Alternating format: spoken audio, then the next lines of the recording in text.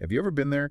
You're cruising along, maybe dozens of browser tabs open, a video project rendering, a bunch of apps running, Mm. and then suddenly your computer just, well, it grinds to a halt.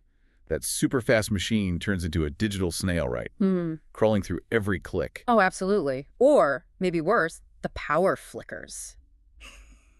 Just for a second. Oh, don't even mention it. That feeling in your stomach. Exactly. And poof, all that work you didn't save, hours maybe, it's just gone.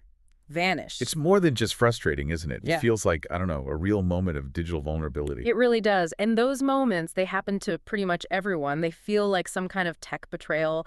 But actually, they're highlighting something really fundamental, something often overlooked about how our computers literally, remember things moment to moment. And that's exactly what we're getting into today. Here on the Deep Dive, we're sort of pulling back the curtain on these unsung heroes working away inside your machine, your computer's primary storage.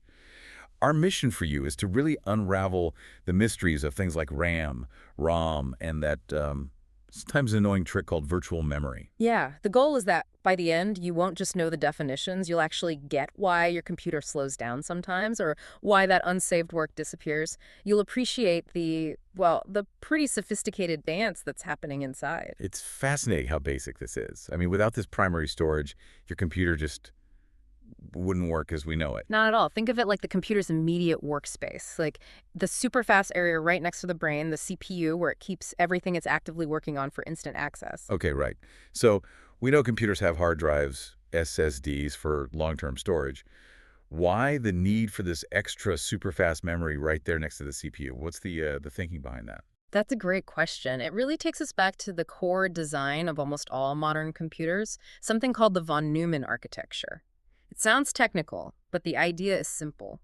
For the CPU, the brain, to actually do anything, both the instructions it needs to follow, like the program code, and the data it's working on, they both have to be loaded into this primary storage first. Ah, okay. So it's not where files live forever, it's the active stage. Exactly. It's the real-time stage where every calculation, every command, every pixel you see is being actively managed. It's where the computing magic happens right now. So if the CPU is the super fast brain, primary storage is like its immediate desk. It needs the current project, the tools, the notes, all laid out right there, not stuck in a filing cabinet down the hall, which would be like the hard drive, right? The delay would just be too much. Right. Precisely. That desk analogy is perfect. The CPU is working incredibly fast, billions of operations a second. It needs data fed to it just as quickly. Your hard drive, even a fast SSD, is just too slow for that constant demand. It'd be like, I don't know, trying to fill a water bottle from a fire hydrant. Yeah. The flow rates are just mismatched. And the main part of that desk, the biggest, most active surface, is what we call RAM. Right? RAM. Random access memory. You also hear it called main memory, primary memory. Mm-hmm. Same thing, basically.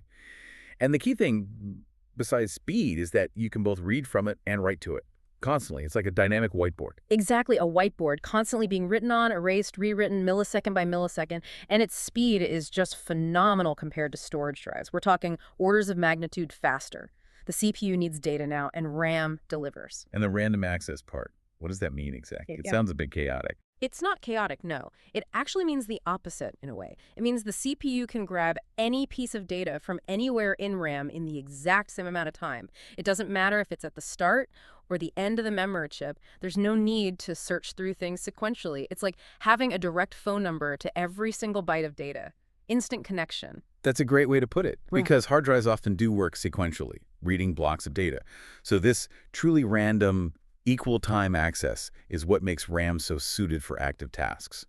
Okay, so if RAM is this super fast dynamic workspace, what actually lives there when the computer's on? Is it just everything? Not quite everything on your hard drive, no, but everything the computer is actively using right now. So that includes the core parts of the operating system that are currently running, the software you've opened your browser, your word processor, your game, and really importantly, the data those programs are working with right now, like the words you're typing in this document, the website data loading, the game-level graphics.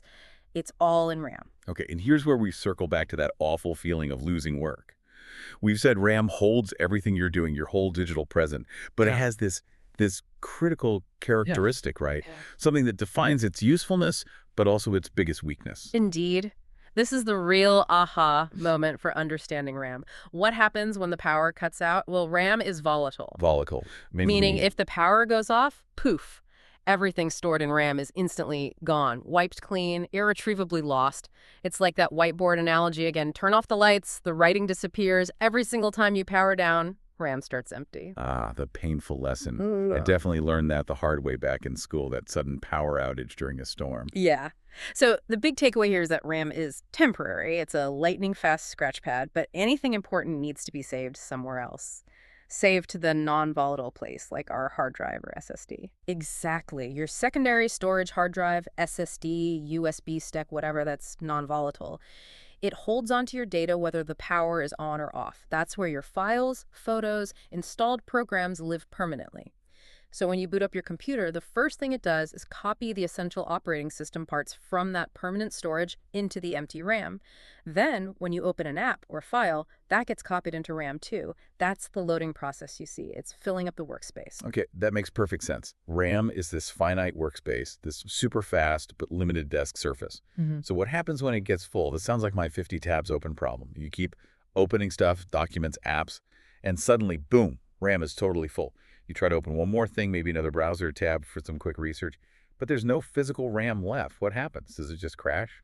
Hopefully not. Modern systems have a very clever trick up their sleeve, although it's not perfect. It's called virtual memory. Virtual memory. When your physical RAM is completely full, the operating system basically ropes off a section of your much slower secondary storage, usually your hard drive, and says, okay, we're going to pretend this bit of the hard drive is actually extra RAM. It uses it as a temporary extension, an overflow area. Like setting up a folding table next to your main desk when it gets too cluttered. That sounds pretty useful, actually, a way to keep going. What are the upsides?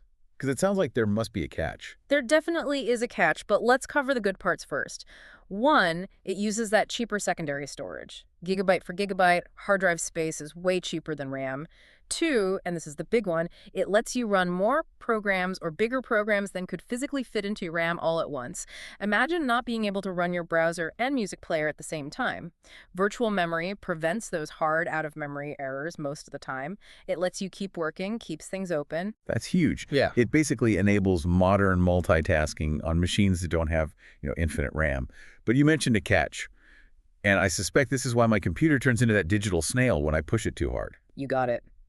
The massive trade-off is speed. Accessing that virtual memory space on the hard drive is incredibly slow compared to real RAM. Remember, RAM is thousands of times faster. When the system has to use virtual memory, it gets bogged down in constant shuffling. Shuffling. Yeah, it has to take some data that's currently in RAM but maybe not actively being used, copy it out to the slow virtual memory on the hard drive, just to make space.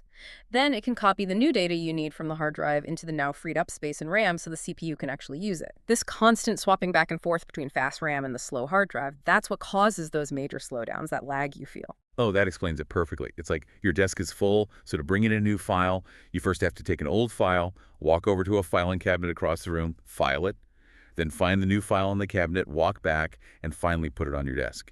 And you do that over and over and over. All that walking around, digitally speaking, just kills performance. That's a really good way to visualize the performance hit. It's constant, slow traffic between the fast lane and the storage room. Now, while RAM is dealing with all this active, dynamic, volatile stuff, the computer's fleeting thoughts, you could say there's another vital player in primary storage. It operates completely differently. It's called ROM. ROM. Read-only memory. Okay, so the name gives us a clue. This sounds like the opposite of RAM in some ways. In many key ways, yes. ROM is all about permanence. There's certain information a computer needs all the time, information that absolutely cannot be lost, even if the power is cut completely. ROM holds this data. It's non-volatile. Power off. No problem, the data stays put. So like a permanent instruction manual etched into the chip. Pretty much. And crucially, as the name suggests, it's primarily read-only. The data is put there during manufacturing, and normally you, the user, or even the operating system, can't change it. You can only read what's already there. Okay, non-volatile and read-only. So what kind of absolutely essential stuff needs to be stored permanently? What does ROM actually hold? It holds the computer's most fundamental startup instructions. Think of it as the computer's DNA, the instructions it needs just to wake up. First, there's something called the bootstrap or bootstrap loader. This is the very first piece of code that runs the absolute instant you press the power button. The very first step. The very first step. Its only job is to tell the computer, hey, go look over there on the hard drive, find the operating system, and start loading it into RAM. Without that initial bootstrap program in ROM, the computer wouldn't even know how to begin loading Windows or Mac OS or Linux. It'd just be inert silicon. Wow. Okay, so it kicks everything off. What else is in ROM? The other critical piece is the BIOS, the basic input-output system. Or on newer machines, it's often UEFI, which is a more modern version, but same basic idea. The BIOS handles the really low-level configuration of your hardware. Things like recognizing the keyboard, setting the system clock, managing power, checking how much RAM is installed, deciding which drive to boot from first. It's so fundamental it can run even before the operating system loads, even if you don't have a hard drive connected. It lets you get into those setup menus when you first turn the computer on. Right, I've seen those screens. So ROM provides that absolute bedrock foundation for the whole system to build upon. Okay, let's maybe do a quick head-to-head, RAM versus ROM, just to really nail down the differences. Good idea. Let's compare them directly. First, size. RAM is generally much, much bigger. Modern computers have, 8, 16, 32 gigabytes, even 64 gigabytes or more of RAM. ROM is tiny in comparison, maybe just a few megabytes, like 4 MB or 8 MB, just enough for those essential instructions. Okay, huge size difference. Then purpose. RAM's purpose is to hold the operating system, the running applications, and the data they're actively using. It's the dynamic workspace. ROM's purpose is purely to hold the permanent startup instructions, the BIOS UEFI, and the bootstrap loader. Static, unchanging essentials. Got it. And read-write ability. RAM is read and write, constantly changing. ROM is read-only for the end user, mostly. Its content is fixed. And the big one, volatility. RAM is volatile, loses data when power is off. ROM is non-volatile, keeps data forever, power or no power. Perfect. So they're completely different beasts, but both absolutely essential, working together in this primary storage area. And you mentioned earlier this idea ties into a broader concept, like a hierarchy of memory speeds. Exactly. There's a whole spectrum. You have super fast, super small, super expensive memory called CPU cache right next to the processor cores. That's even faster than RAM. Then you have RAM, which is very fast, medium size, and quite expensive per gigabyte. Then slower, larger, much cheaper secondary storage like SSDs and hard drives. And virtual memory uses that slow storage. It's all a trade-off. Speed costs money and usually means less capacity. So engineers create this tiered system, this hierarchy, to balance performance and cost effectively. This has been incredibly insightful. We've really taken a deep dive into the core of how your computer remembers things, haven't we? Yeah. We've explored RAM, that fast, volatile, dynamic workspace where all the action happens, the place that gets wiped clean when the power goes. We looked at ROM, the small, permanent, non-volatile keeper of the essential startup instructions, the BIOS and bootstrap, that bring the machine to life. And we tackled virtual memory, that clever, if sometimes slow, trick of using your hard drive as overflow RAM, letting you multitask, but sometimes causing lag. So now, hopefully, when your computer feels sluggish, or heaven forbid you lose some unsaved work, you have a much clearer picture of why that's happening. You understand the dance inside. It is pretty amazing when you think about it. These core ideas, volatile RAM for active work, non-volatile storage for permanence, they've been around for decades. Even as computers have gotten exponentially faster and smaller, these fundamental memory principles have remained remarkably consistent. Which leads to a really interesting thought to leave you with.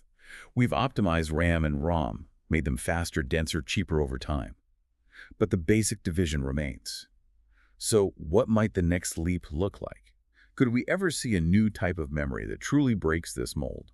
Something, perhaps, with the speed of RAM but the permanence of ROM, all at a reasonable cost. Imagine what that could mean.